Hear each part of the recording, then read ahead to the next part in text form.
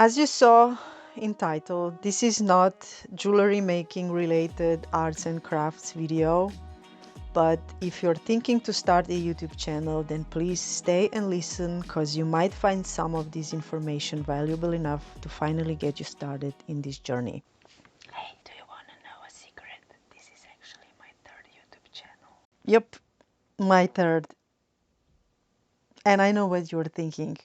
Vanessa, what happened? Well, let's just say they didn't stick.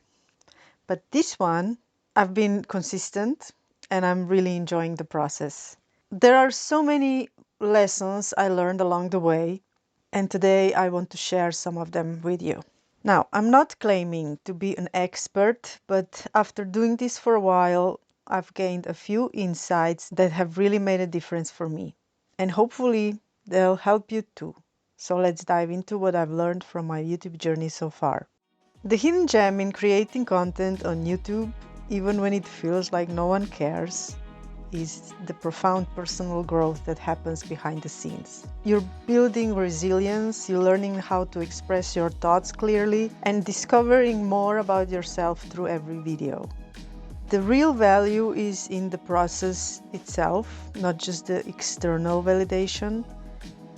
Over time, you develop a deeper sense of purpose and confidence, and the creative discipline you build translates into so many other aspects of your life. Eventually, you realize that content that you've created is not just about sharing with others, but it's about the transformation you've undergone as a person. This growth, while invisible at first, is a priceless gem that makes a journey worthwhile.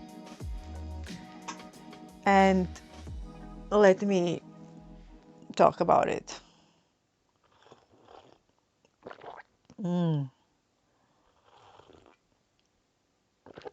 I've been really into tea lately. I've stopped drinking coffee like,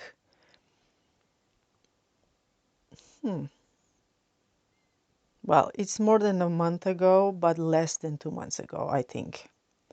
And I'm crazy about tea. I've always been crazy, but when I'm drinking coffee, I forget about tea whatsoever. And the recent thing is that I am doing my teas with ginger. I brew the pieces of ginger before I put my tea in, and I just love the spice, the kick, and I'm addicted. Okay, so I have like 5 tips for you that will help you maybe start the YouTube journey easier, but for sure I've learned them the hard way, so you don't have to. Well, first one I want to get straight out of the way because it's been said so many times, but I still see so many people waiting for that perfect camera and equipment and whatnot.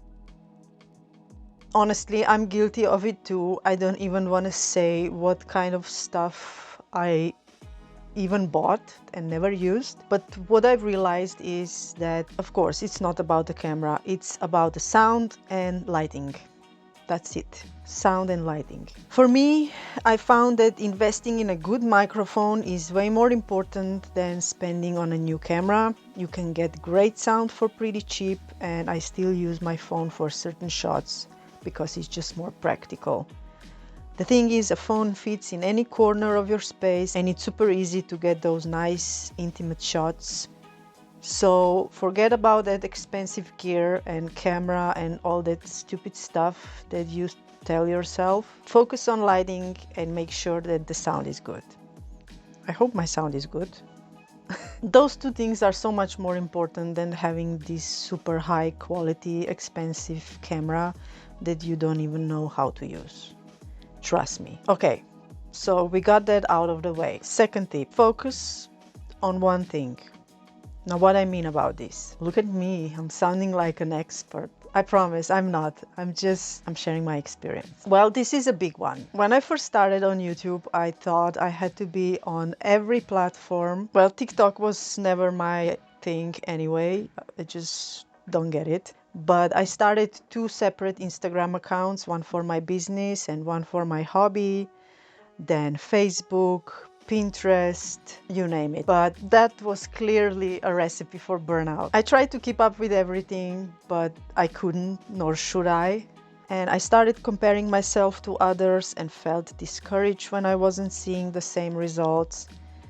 But the truth is, everyone's journey is different.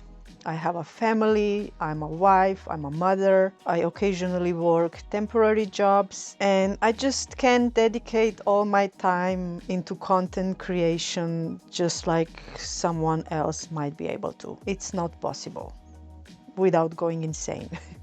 So here's what I did. I decided I'm just gonna stick to one platform, which was YouTube. Okay, here and there I still post a picture on Instagram, but just for the fun of it. I'm not trying to grow there or anything. I'm quite disappointed in Instagram actually, and I might do a separate video on why Instagram is so disappointing to me. But I focused all my efforts into one platform, which is YouTube, and it made all the difference. At one point I was doing both long form and short form, but then I realized that shorts were taking me just as long as, if not even longer than long form content, and trying to juggle both was just too much. So then I decided to stick just with long form, and things got much more comfortable and easier for me.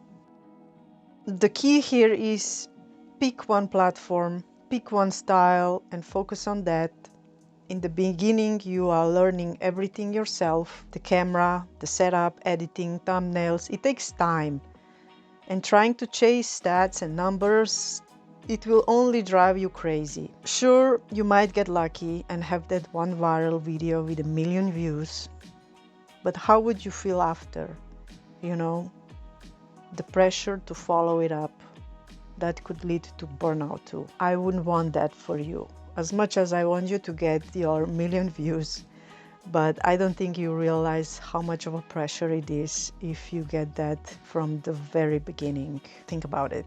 I've learned to appreciate the slow process. I go at my own pace, and that's what works best for me. After a while, when you're ready, pick a day and post consistently and stick to it. Focus on the message you're trying to share, not on making every video perfect or comparing yourself to others. The skills will come with time. Okay, third point. Overcoming the dread of being on camera. Now let's talk about something a lot of us struggle with, being on camera. I get it. It feels vulnerable. Why is this word so hard to say? Vulnerable. Vulnerable. Vulnerable. Vulnerable. It sucks, okay? But here's what helped me. I did a little challenge for myself, and I talked to the camera every day for 30 days. Now, I didn't post those videos, these were just for me. But by doing this, I got so much more comfortable with it. So if you're nervous, my advice is simple. Just start talking to the camera. Do it every day for a month.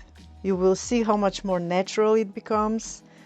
The fear of being judged or waiting for that perfect hair day that will fade. I actually made a video about it, and if you're interested, I'll link it down below. It was quite a challenge. What matters is your authenticity. People connect with the real you when you're just being yourself. You don't need to be perfect. You don't need to wait for the perfect lighting or the perfect mood. Just start and keep going. This is number 4, forget about how your videos perform at first. Something I had to learn the hard way, which is when you put a video out, forget about it at first. Don't keep checking the views. Don't obsess over the numbers. In the beginning, it's all about figuring things out, how everything works, what's the flow, developing your own style, experiment. Try different things, see what engages people, but don't stress about it. Focus on making content that you enjoy, not what you think will get the most views. The process of creating should be fun and fulfilling, not just about chasing likes and views. And you know what? If you get 0 views, that's okay. Those first videos are cringy anyway, and after a while you will be happy to know that very few people saw that. Trust me. I know. But they are so important, really. They are your first steps. They make you start learning about the craft. It's where you learn, it's where you grow, and it's where you get better. And when the stats do start picking up, you'll have the confidence and clarity to know what's working for you and what's not working. Okay, fifth one. People will unsubscribe, and that's okay. Here's another one that took me a while to accept. People will unsubscribe. Completely fine, and in fact, it's part of the process. When I first started, I would be over the moon whenever someone decided to subscribe to my channel. Well, I still giggle inside, don't get me wrong. It's the most amazing thing ever right now.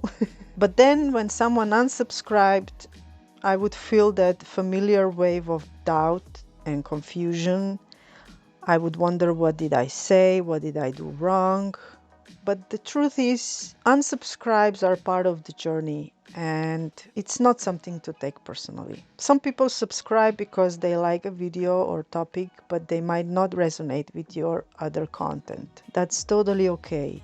You don't need everyone to stay. What you need is to build a community of people who love your content and who you enjoy connecting with. So if someone unsubscribes, let them go. Focus on the people who are here for you, and trust me, they will show up. So before I go, I want to share something personal.